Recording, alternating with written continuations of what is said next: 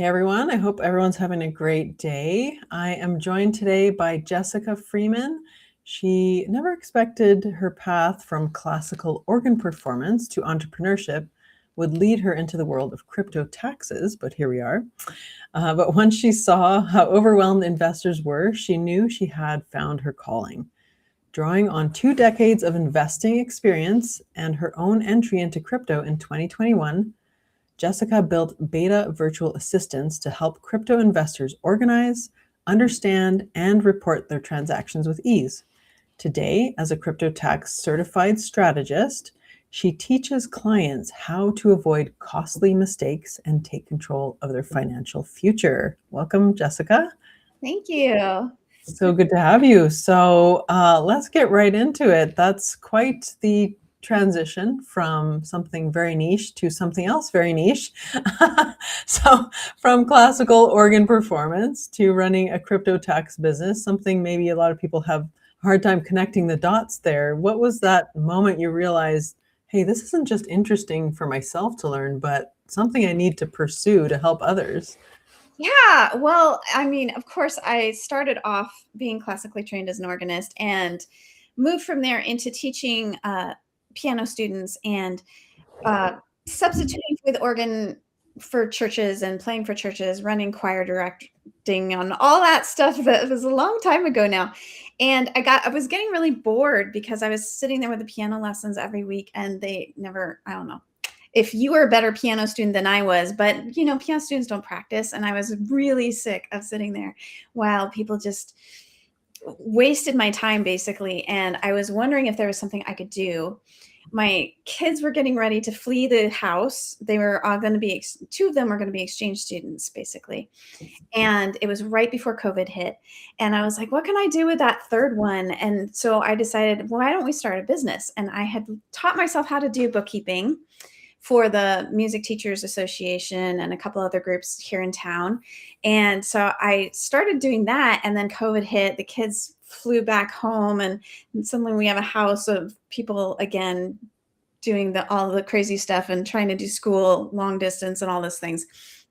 So it got a little bit dropped, but eventually I was trying to figure out how to do this online thing, and I could not find anything that I really enjoyed, like affiliate marketing and all the things you can do. You can create all these things, which was always exciting, but I never got a really good handle on it. And one day I took this course on crypto investing, and realized that nobody knew about the crypto tax part. And they had a presentation with someone who said, this is the software you use and this is how you use it. And we'll give you a discount on the software if you buy our $500 course. And I was like, why would I buy $500 to get less than that discount? Like that didn't make sense to me. So I ended up working with a partner and we decided to offer our own course. So we created a little course on how to do the crypto taxes. And then we started teaching people how to do it. And then we started doing it for people, which people really like because nobody wants to figure out the complications of that stuff.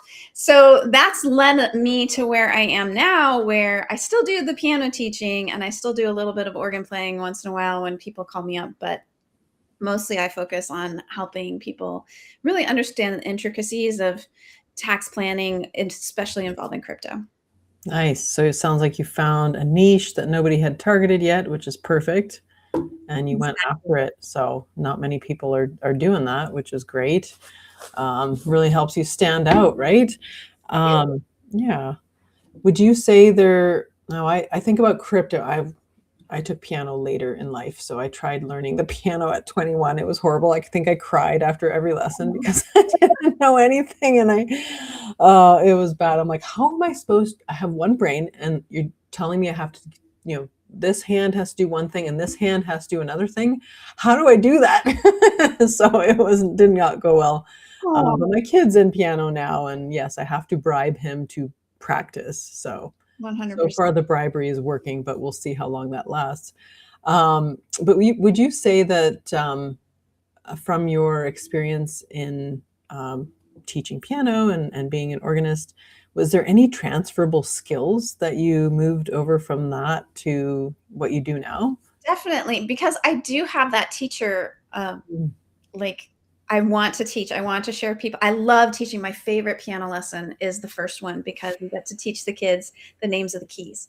Oh, In 5 minutes, you could teach them all the names of the keys, and it sticks for the rest of their life. And then the bad part of piano lessons is that after that, you have to get the fingers to work and cooperate. And that's the part that nobody wants to do. And that's the part you have to practice for. And that's like the depressing, mundane, everyday, boring, yuck. Like nobody wants to do that. But I take that. I really do love teaching people. I love explaining how things work, especially when I figured it out first. Like I love figuring out when crypto doesn't make sense. Like we'll get all this information imported into somebody's software for the tax reporting, and we'll go, now what happened here? And then we can like put the pieces together until it tells the right story. That's my favorite part because you can be like, oh, I see. You sent this there and this happened and then this happened. And now we've got it telling the right story instead of just like this random chaos of there's some crypto. So I love teaching. I actually run a blockchain challenge, a wallet challenge every month. And I love teaching people, not like I don't tell you what to buy because right. I have the best track record with my personal crypto investing has been like I bought Bitcoin when it was at a high and right before 2018 when it spent the entire year crashing, and then I sold it at the very lowest point. So it's like I always tell people, I'm not going to tell you what to buy, but if Right. you want to know how to push the buttons, I Right. love teaching that. So I have people come into this blockchain challenge and I say, okay, here's the app and this is what it looks like and this is how you do it and this is how you troubleshoot when things go wrong, and really helping them understand like all the things that look scary and maybe don't need to be scary and the things that don't look scary but you should worry about. So I love teaching. So that has definitely come over. Yeah, it sounds like you're a problem solver and probably good at math. And because I mean, piano is very mathematical, I found. Yeah, I Yeah. love spreadsheets. I love math.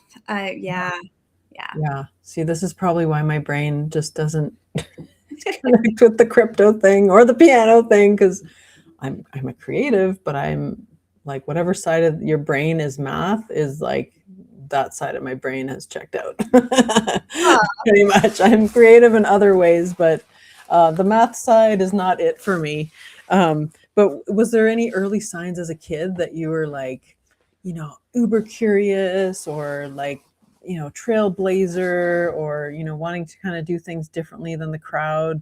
That kind of Yeah, pretty much all all that, that. all that stuff is I was the kid who didn't have a lot of friends. I was the kid in the corner who was always reading a book and was really good at piano, and everybody kind of assigned me that role. I always went to really small schools with really small classes, so I just was like kind of the outsider, and I just loved math so much that I ended up in high school. I ended up doing the math. I don't know how this happened, but I ended up doing the math so much faster than everyone else that I was the only one who took calculus as a senior.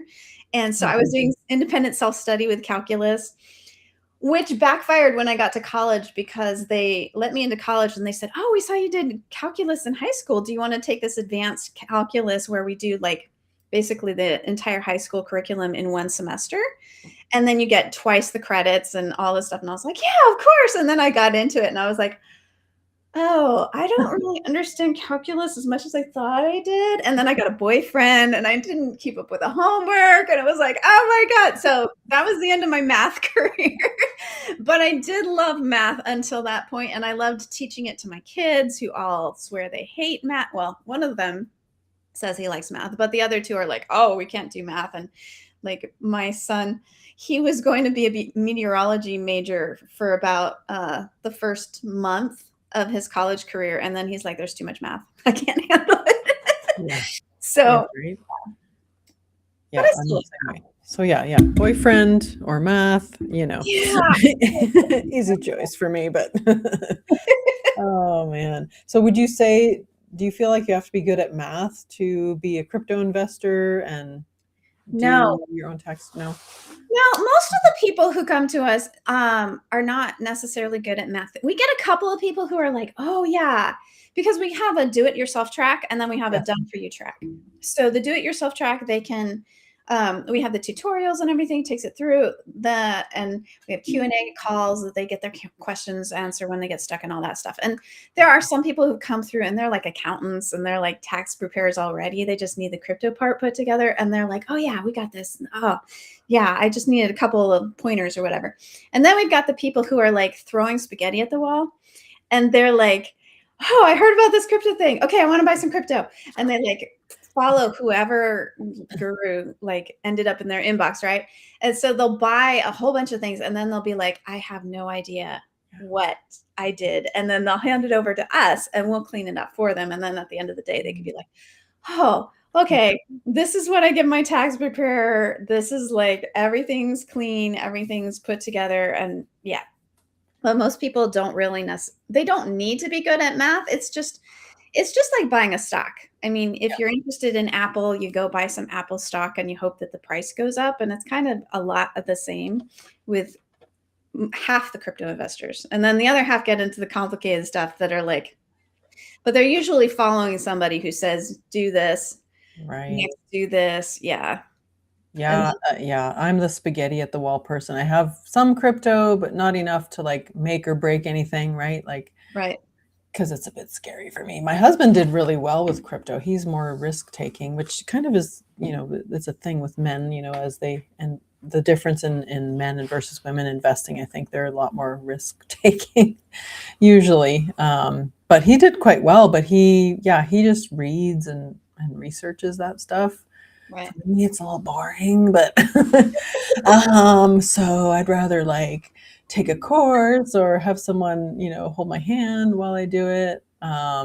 So are most of the clients you work with kind of, I mean, I know you're not into helping with investments, although you have a small portion of like a course that you teach, which is kind of like helping them just get over the fear of, the computery stuff and whatnot. But are most of your clients like super experienced or kind of like me, like spaghetti at the wall or There's what? a good mix. There's some who Yeah. are super experienced. We've got one guy who's major into crypto. He's been into crypto since like 2012, and he has just like you wouldn't believe what he has. It's like really fun to work with his accounts, except for he also doesn't like to tell you what he did. So Uh, it's a logic puzzle for me. I love logic puzzles. So I'll go into his accounts and I'll be like, "Okay, what did you do now?" And I'll do some blockchain research and I'll be like, "Ah, I see. You did this really complicated thing and then this happened and then oh, look, it came back." And it's just crazy. But most people, I mean, even me, when I got started, I was self-taught investor in stocks and options trading, especially. I love options trading.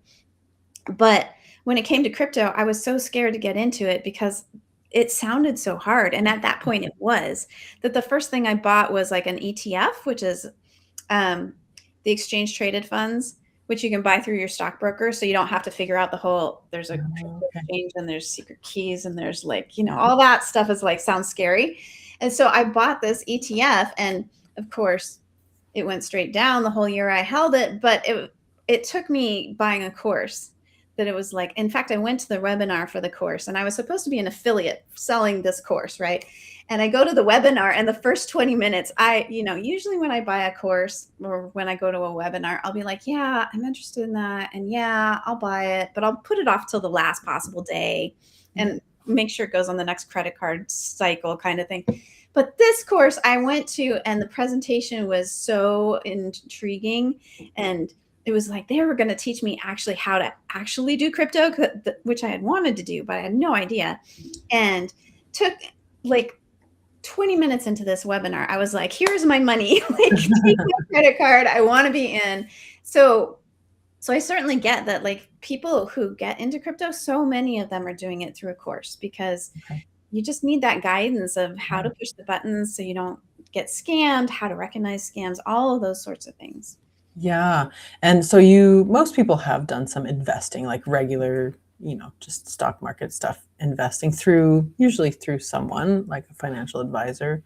Yeah. Um, how would you suggest people get into crypto? Would you suggest that they go that route first, or do the course thing? Or I don't know if there are advisors out there who can help you with Yeah, well, there's more crypto. and more coming now Yeah. because crypto is sort of coming into the mainstream, and they are having those investment. The platforms are all like Fidelity and Vanguard. They're all starting to add crypto offerings, and so it's getting a lot easier to get into crypto, where you can just go in and say, "I want to be exposed to Bitcoin," and you buy an ETF and your stock brokerage, and everything is taken care of for you. You don't really have to worry about it. But I usually recommend that people to start just buy a little bit of Bitcoin and just watch it. Like Yeah. just like it's because it's so interesting. Like I had somebody who bought like I think $500 of Bitcoin, and she was in my blockchain wallet challenge, and she was like, "Oh my God, the Bitcoin fell," and she'd lost like $5 because $500 really, even though Bitcoin goes way up and way down, $500 isn't going to lose that much No. up or down. And she was like panicking. Oh no, should I sell? Should I sell? And I'm like, no, if you believe the story that they're telling us, which who knows if they're right. Bitcoin could be worth $1 million in a couple years. It could be worth $0. Like my feeling is I want to put enough in that if it goes up, I can benefit from that. But if it goes down, it's not gonna it's not my rent money, it's not my Right. groceries or whatever. Exactly. So I always advise people to buy a little bit of Bitcoin because they're the main safest Mhm. to invest in, and then just watch what happens. And if you Mhm. can to do that dollar cost averaging, which is where you're like, okay, I actually have dollar cost averaging set up that it automatically deducts from my bank Oh, week. right. Yeah. And then it buys, I think I have $15 of Bitcoin every day. Oh, okay. So it's like the last 2 years, 3 years that I've been in crypto, it's like I have $15 of Bitcoin when it was at 120,000. I have Mhm. $15 when it was at 60,000, and over time it kind of averages out. Over time, hopefully it'll go up in value eventually. But in the meantime, I'm not sitting there worrying about it going, oh my God, I want to buy $10,000 worth of Bitcoin, but if I buy $10,000 today and it's at 120,000 and then next week it's at 80,000, I'll be like, How are you gonna feel about "Ah." that? Yeah, Yeah, that's a hard one. Yeah, there's a lot of, potential for reward, but there's also a lot of potential for risk, and that's, I think, why someone like me, I'm sort of risk averse in right. that way. So it's I have a little bit like your client, I'm like that, and I've watched it. It's been, a good year and a half or something, and it's like, yeah, you can see what it's doing, but it's not stressing me out because it's not like my life savings, right? Right, exactly. Another thing I hear about, and I don't know what it is, but maybe you can explain it, is like, what is a stable coin? What is that? And is it better to have that or not? If you want to make money, a stable coin will not help you because Okay. a stable coin is actually 1 to 1 US dollars usually. Mm. So it's the way you can transfer money in and out of the other cryptos without losing value, right? So if you buy some Bitcoin, it goes up, it goes down. It's like up and down every single day. If you buy USDC, which is a stable coin, it's supposed to stay at $1 Oh, so that you can trade when Bitcoin is worth a lot and you want to like harvest that, you sell it into USDC and then you wait and then Bitcoin drops and then you buy some Bitcoin in I using your see. USDC. The interesting thing about trading crypto is every single time you buy, you're trading one crypto for another crypto. Yeah. So when you go buy a stock, you're trading your US dollars for Apple stock. And then when you're done with the stock, you sell it back to US dollars. But with Right. crypto, you're often trading from a stable coin into Bitcoin, or maybe some of the other ones, the big ones like XRP or Ethereum or any of those. And those are also volatile that they figured out, when we're sending payments to people, because supposedly we can do this, right? We can send our payments anywhere in the world, but if those payments are in Bitcoin and when you're sending the payment from 1 minute it's worth this and Right. it's worth this, that's not going to work. So they invented stable coins to Okay. maintain that, like I can send you $100 and it will arrive being $100 when it gets to you. I see. And then you could use that to just put it into Bitcoin right away Right. or whenever you feel. you can keep like cash reserves. They always say, have some cash on the side. So if the market crashes, you can buy some. So you keep your cash reserves in a stable coin so that it doesn't fluctuate in value while you're waiting. Yeah, because I don't know if you're hearing this, but the the US dollar and which everything is tied to the US dollar worldwide. But it is losing like 10% a month or something. I was listening to another crypto expert and he was saying that the US dollar is losing like 10% a month. So it's like, well, how do you save and how do you keep up with that? Because investments, like my investments, yeah, they do pretty good, but it's still like 19%. So really, if the dollar's going down 10, I'm really only making 9%. Right. So it's like, is my money better off in crypto, or is that too scary? Are people really using this? Like, I don't know if crypto came out initially to be a currency and now it's turned into more of an investment, or like, what do you think about that? It's kind of both. Like there's people who believe that Bitcoin is digital gold, and that actually works against it being a currency, because if you're going to buy, a Netflix subscription, you don't want to necessarily pay for it with Bitcoin. We accept crypto for payments in our business, for our services. And this guy bought our do-it-yourself course, and he sent me the payment in Bitcoin. Well, the provider that he sent it through automatically converted it into a stable coin so that it wouldn't fluctuate in value. And they're like trying to be nice to me. And I'm like, I'd rather have Bitcoin. Yeah. But they automatically converted it. And then the next month, this was last year, right after Trump was elected, and Bitcoin shot straight up. Mhm. And this guy realized that if he held on to that Bitcoin, it'd be worth more. And he realized that he had held on to it long enough that I think he was based in Germany or someplace. So he wouldn't have to pay taxes on it if he sold it at this point, because he'd held on to it so long, except he'd given it to me. And so then he was like, oh, no, wait, I changed my mind. I don't want to take your course. I want my Bitcoin back. And I was like, well, I don't actually have the Bitcoin. I can send you, I can convert the stable coin that you sent me into Bitcoin, and I can send you that, but it's going to be less than you started with. And he's like, yeah, do that.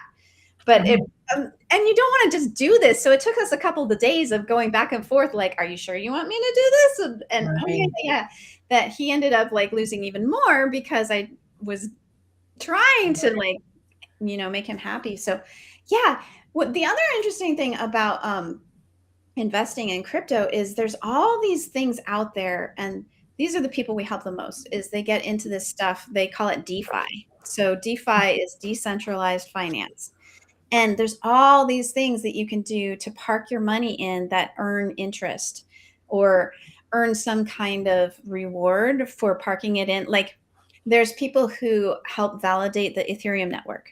And so what that means is you park your Ethereum in a special place, and your Ethereum is used somehow, kind of like ransom or something, to kind of support the network and help record the things and whatever. And because your Ethereum is parked in there, you earn Ethereum back. So eventually you can pull your Ethereum back out. But there's a lot of people that we work with who are doing these sorts of DeFi strategies where they'll park two things. They call these liquidity pool things. They take like two coins.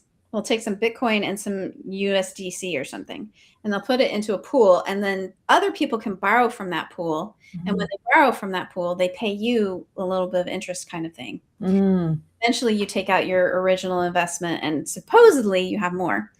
And that doesn't always work, and there's all these risks, and there's all these cryptos that go down, and all this crazy stuff. But a lot of our clients are doing things like that to kind of help. Yeah, there's so many smart things out there. Like I just saw something, I don't know if it's real, but I saw something on maybe Instagram or something like that. But it's like it's a box thingy that mines crypto. And we know those things get hot, right?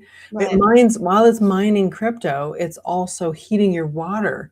Right. Like water tank heater is so smart and it pays for itself, right? Right. And there's all these people who complain about the environmental impact of Bitcoin because they're like, oh my gosh, there's all these computers and they're creating all this heat mining the Bitcoin. But there's so many places that they've set up things like that where they can use the heat from the miners to dry seaweed in a factory in Norway or someplace like that.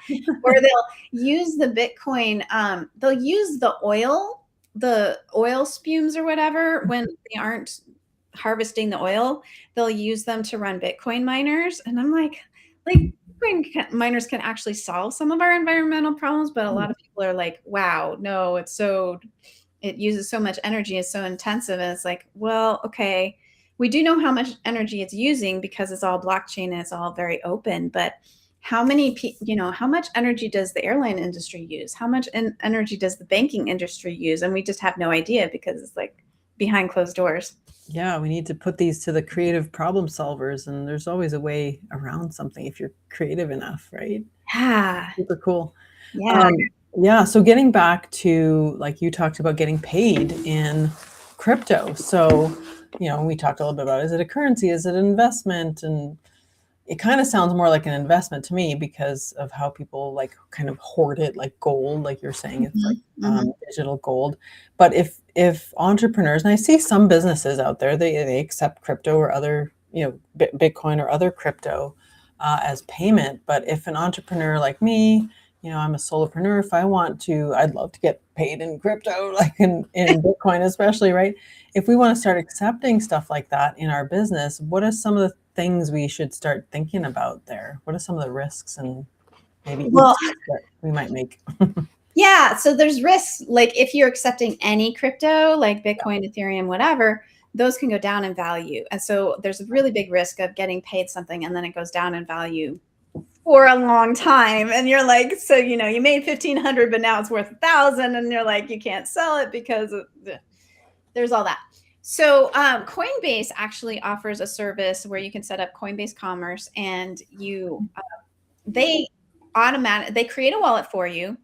And then they set up a little storefront basically. So they provide all the buttons. So your customer just goes and picks your item and says, I want to buy. And then they offer a whole bunch of different cryptos. So customer can purchase in basically whatever major crypto that they have, which is great. But then Coinbase decided that, the risk of the going down in value is too much. So they automatically convert it into a stable coin for you. Oh, I see. So then you're kind of stuck with like, okay, I got paid in Bitcoin, but now I have USDC. On the other hand, it's kind of a good thing. And there's actually other companies like that. I believe Stripe is now helping you do crypto transactions, but again, they're converting them into a USD or whatever. And maybe PayPal too sometimes. So there's like, you can work with one of these providers that kind of provides the rails for you and they'll provide the invoices and they look legitimate and all this stuff that makes you look good. Or you can do it the other way, which the other part of that is they take out their management fees. And of course, we all know when you have a credit card, you're receiving payments through Stripe or whatever, they're taking that percentage of all your fees. And that's annoying. So we actually do have some people, because I know more about crypto, I do have people pay me directly. And then in that case, they're sending me whichever coin they want to send. I give them an address. They send it directly to my wallet. And all they're paying is the gas fee. So the gas fee is the fee that is paid to just record it on the blockchain.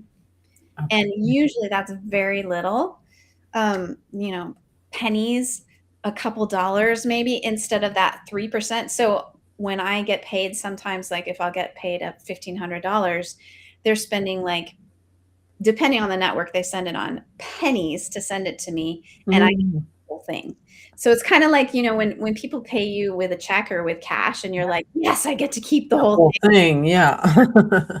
So it depends how comfortable you are with these things. Like if you can get comfortable using a blockchain wallet, like I teach in my little challenge, then you can just share your address. It's just like it's a string of letters and numbers that leads to your wallet, and your wallet is really just your way to access the crypto on the blockchain, which lives, in the ether or whatever.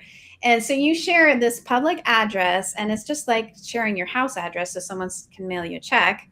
and they paste that into their thing. They say, I want to send Jessica $1,500, and boom, seconds later, usually within just a couple minutes, I have the money. I didn't have to pay fees to Stripe and Yeah, that's all of nice. that. So it can be a good thing, but it's also a little bit riskier, like just learning the basics of it. Yeah, you can lose your money. I think if you send to the wrong wallet, get a number wrong, get a letter wrong, that's certainly a Exactly. risk, right? Yeah. Is there any risks in sharing your wallet address? Like if I'm an entrepreneur and I'm working with a client and I'm like, here, this is my wallet number. So the biggest risk is it's public. So if they have your string of letters and numbers and they know it belongs to you, they can go spy on it. And they can Oh, be like, oh, Jessica's receiving a lot of money in that wallet, or maybe she has a lot of money sitting in that wallet or whatever. But that's really the biggest risk. They can't ever access your stuff without yeah. your passwords and all that stuff that's living hopefully with you, and you don't ever share it with anybody. Okay. So it's because it's on the blockchain. That's why it's Right. public record. Okay. Right. Because we want to see what's going on, have that transparency, and that's how it all works, right? Exactly. Yeah. Okay, that makes sense. So let's talk about. So I've paid someone. No, I'm just saying, like, if this is the scenario, I've paid you in Bitcoin now by doing the wallet transfer. Now, can I make that show up on my taxes as an expense?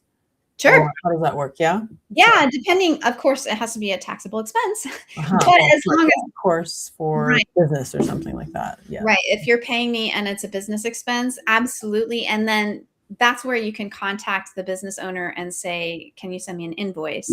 Okay. So you'll have a record on the public blockchain. This is the transaction I sent, and this is how much it was worth. And then usually, what we'll do for our clients who pay in crypto is we'll send them an invoice and say, we received this much Bitcoin and it was worth this much and on this date, and basically your sales receipt. Okay. So it's like a cash or credit card transaction. It's Yep. still workable that way. Okay. What would you feel is the biggest or most dangerous crypto tax myth that's out there that entrepreneurs should be wary of? The biggest one I hear all the time is that crypto, you don't need to report to the government. Like, Okay. so many people believe, oh, it's crypto. The government doesn't know what's going on. I just won't tell them. And that's like really dangerous because the public blockchain is public. And Yeah. like, so most of the transactions are recorded on the public blockchain if you have a wallet. So if you're interacting directly with the blockchain, it's going to be in the wallet, it's going to be public. And if the IRS or whoever, your Canadian, you Yeah. know, authorities or whatever, Mhm. if they figure out that you are connected to that wallet that has $1 million and you never reported it, then they have every right to come after you, especially here in the US. The first question on the tax form after your name, address, social security number is, did you dispose of any crypto assets? Did Oh, you receive really? any crypto assets you didn't purchase? Right. So they want you to report. Even if you answer yes and don't provide information about it, that's better than saying no and having had crypto that you disposed of, especially at a gain, and not reporting it. So Right. the biggest myth is always the people, like there are so many people out there that I run into who are kind of anarchist, and they're like, we're just not going to report it. We're going to do everything in crypto because, we can. The problem is that the centralized exchanges, if you so a centralized exchanges like Coinbase and Gemini and crypto.com and all of those companies that have people that the government can go knocking on their door and say, we saw Jessica Freeman has an account in your business. Can you show us, her records or whatever?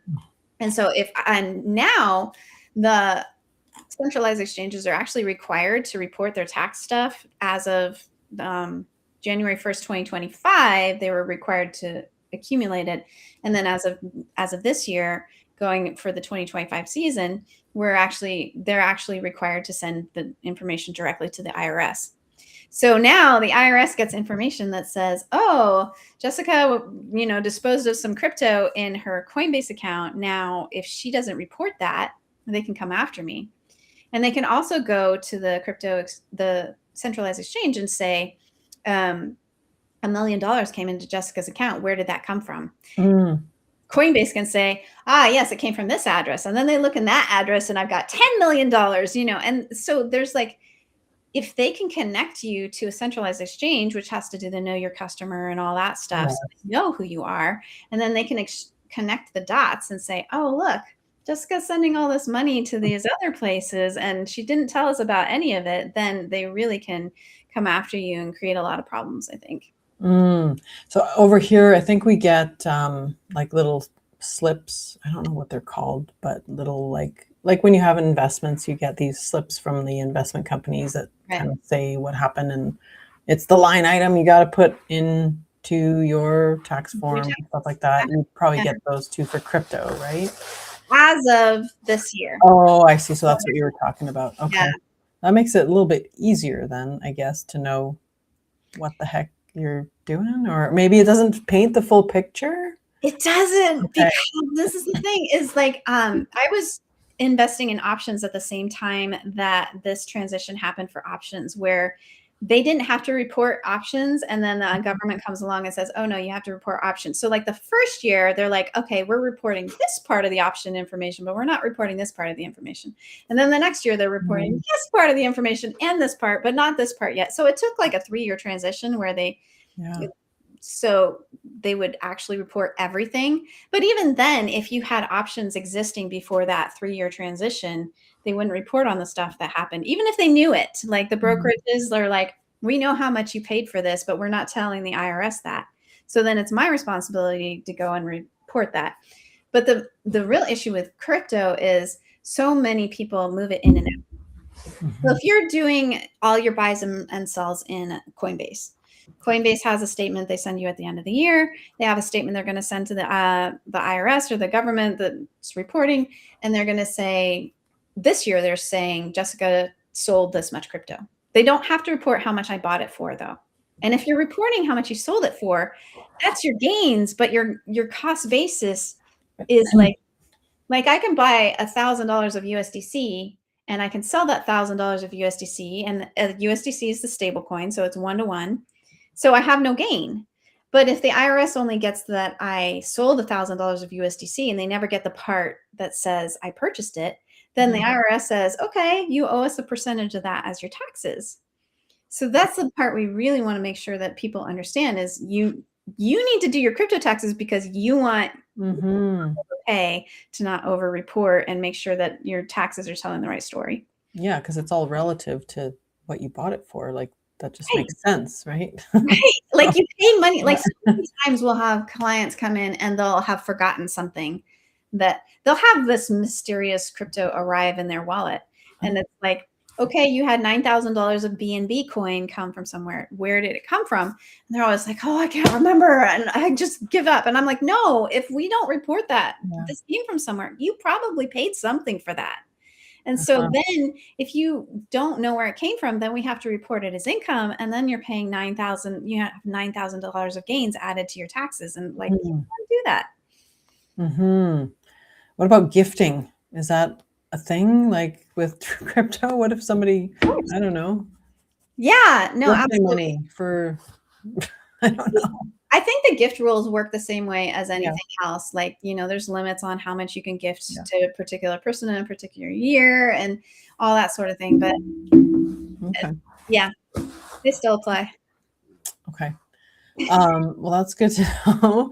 Let's talk about, because I don't know about you, but I've had to turn on the little screening feature on my phone because I get more scam calls than any other kind of calls. But what kinds of scams and things out there, like crypto safety is what I'm talking about. What kind of scams are out there that we should be on the lookout for? The biggest ones are really the ones that target everybody, which is the social engineering scams. So the people messaging you randomly on Facebook and making friends with you, the people sending you messages in Telegram and WhatsApp who are like, hey, and some of them, they actually call it pig butchering. They will like target somebody and they'll kind of build up a relationship until you're like trusting them. And then they'll be like, oh no, I need money for this or whatever. And you feel sorry for them and you send them some money. Or they'll say, oh, I got into this investment platform and it's doing really well. And look, and they'll show you like legit looking stuff, and you'll throw some money at it, and then they'll say, oh, a lot of times you'll get added to WhatsApp groups. Yes, I've This had that. happens to you. Yeah. Yeah. And they'll have all these people in this WhatsApp group going, oh, Professor Robinson, you're amazing. You're wonderful. I can't believe how much money I'm making with you. And they like, but you can't talk in the WhatsApp group. Have you noticed this? So you're like, okay. And I don't know exactly how they pull you in, but eventually they figure out that you're interested. Maybe you message one of the people who's talking or something. And then they say, oh yeah, you can get invested. And they create a platform that looks legit, like it has all these bells and whistles, and it's like, look, your money is going up in value. And they're like, look, you can make, twice as much if you invest just a little bit more. And they play on your greed and all that sort of thing. And then they tell you, you get far enough and you're like, oh, okay, I want to take some money out now. And they will find every excuse not to send it to you. Like, if you invest a little bit more, you'll get a better percentage return rate, or you owe taxes. That's their favorite one, is like, you have to pay the taxes before we can release your funds. Right. It's their last ditch effort to get more funds from you. And so those are the bad ones. The other bad ones are the fake websites that you watch out for. So if I was teaching this in the blockchain challenge once, like there's a wallet called Rabby, Rabby. And I believe the correct website is rabby.io. But I typed Rabby into Google Explorer, and the first 3 sites that came up were all like, if you clicked on them, Google Explorer or whoever was like, we think this is a dangerous site. And you're like, because it is a dangerous site. It's these lookalikes that are like, oh yeah, we're sending you that. The other one, the emails that come from people who claim to be, your Ledger wallet or your MetaMask wallet. And first of all, MetaMask doesn't have your email address, so how would they be emailing you? But a lot of these fake-looking web emails that come from, like, I get these all the time from Facebook saying, your ads are going against somebody's Yes, you look at the address and it's like some crazy long thing, and you're like, who is this? Or Outlook and Hotmail and all these things, and they're not legit. But if you don't know how to check for these sorts of things, you could very easily fall for it. Yeah. So I guess, would you suggest going with tried and true platforms like Coinbase and some of these other ones, and then typing the address in correctly as well? Well, this is the other thing is like Coinbase. They've had so many data leaks of their customers' info that people will call up pretending to be Coinbase, and they'll send you text messages pretending to be from Coinbase. And I think I read a story just last week about somebody swindled like $2.5 million worth of people. So the thing is to bookmark your sites. So if you are in Coinbase, bookmark it so it's a legit site, and always watch out for like even one letter off in the website can get you, like Coinbase's instead of Coinbase. They'll get you. The example I like to show in the blockchain wallet challenge is Apple, but the L is a 1. Yeah, so it looks really similar. It's just depending on the type. You wouldn't hardly notice it, but it's so similar. And if they throw up, and I've fallen for these. I had an email from Swan Bitcoin, and Swan Bitcoin's a Bitcoin maxi company, which means they only encourage you to buy Bitcoin. They think all the other crypto are crap and going to zero and all this stuff. So they only want you to buy Bitcoin. And I got this email saying that they were offering a new Ethereum airdrop or something like that. And that's not the one I fell for. I got another one that it was like so legit looking that they were going to start offering a new IRA or something, a retirement account or something. And I actually ended up clicking on it, and I went to a website that looked like Swan website. And I was like, but it wouldn't quite work. It wouldn't connect with my wallet. Thank God. My wallet was misbehaving that day and it wouldn't connect. And then later my partner was like, Jessica, that was a scam. I was like, I looked at that, but it's so easy because if you're not in the right frame of mind and you're not get this email that says, oh, and it looks legit, and they've got the right logo, and they've got the right, there's no telltale bad English grammar, and you're just like, I get so many of those. So, and one really bad thing happened to me. It was a bank account, so it wasn't a crypto account, but scammers got to it. I don't know how they got to it. I only had the overdraft protection on it. It was drained to zero. I wasn't using it anymore, but it still had $500 of overdraft. And they bought some things with it. Don't know how that happened. And then they called me. I didn't realize it was them, but they called me from the number that I know, the exact 1-800 number. Yeah. I don't know how they do that. They Right. hijacked that number and it showed up as the bank's exact phone number. Right. They started talking to me and asking me questions. And then as soon as they started asking me about my credit cards, I was like, nope, you're not the bank. And I hung up Right. on them and I called the bank, and you wouldn't believe, they were like predators. They called me like 20 times after that, like in a row. I pressed deny or whatever, cancel the Right. call Right. over and over and over again. I couldn't believe it. I had never been a victim, but I almost fell for it, like, because that number showed up and I know that number. It was Right. exact. I don't know how they do that, but they were getting very creative. So you have to be very careful. And I like your tip about bookmarking the website, or I just use the app. I think I have Coinbase. I think that's the one I use. Right. I just use the app and I know it's like on my phone already, and Right. But But there. when you're downloading apps, be sure that it's the legit one. True. Like, for instance, if you're getting a MetaMask wallet and you go into the App Store, every once in a while they'll put up a fake one. So Oh my make sure you're God. getting the one with, like, thousands and thousands of reviews that people Right. are actually using it. But especially crypto.com, I feel like there's got to be a bunch of scam apps out there because people keep saying they got drained, and I'm like, I don't Oh think my God. And you think Apple or whoever, Google Play, would do a better job of like vetting these apps for us, but right. you got to keep aware, I guess. Well, that's a lot of great information. I know you've got a book out. It's available on Amazon. I'm just gonna put up a little screen grab of it. Tell us about your book here. The Ah, Sudoku for crypto enthusiasts. yeah, when we started getting into taxes, I love the creative part. Like I said, I wanted to create things in my business. And so I had this software that would help me create Sudoku puzzles, and I replaced all the Sudoku numbers with crypto symbols. So it's the 9 most popular or biggest cryptos at that point. And I turned it into a little book and put it on Amazon. And I don't think many people have bought it, but it's really fun little gift if you want to share it with. It's also in French because my partner that I was working with is from Canada, and he's very French Canadian. So he translated the directions and things into French, and then I have the directions in English, and then we've got these crypto puzzles that are fun to put together. So. Oh, that's fun. Well, my husband likes Sudoku as well, so maybe it's a birthday gift for him. But other than that, how can we find and support you online? Yeah, so you can always email me at jessica@betavirtualassistance.com. You can go to our website, Okay. absolutely, and learn more about what sorts of things we offer. And if you reach out to me, I love to, and you don't always know what you want or what you need for your crypto taxes, and like how deep you are in. Like, for instance, if you have just bought some crypto and you've never sold it, you don't actually have to report taxes yet. Okay. So you don't need help. But then the people who don't realize that they've gotten themselves into a mess, they need help. So I love to talk with people. And if you reach out to me through email, I can send you my calendar link. And of course, they can join us for the blockchain wallet challenge, where they can learn about the how to do the blockchain.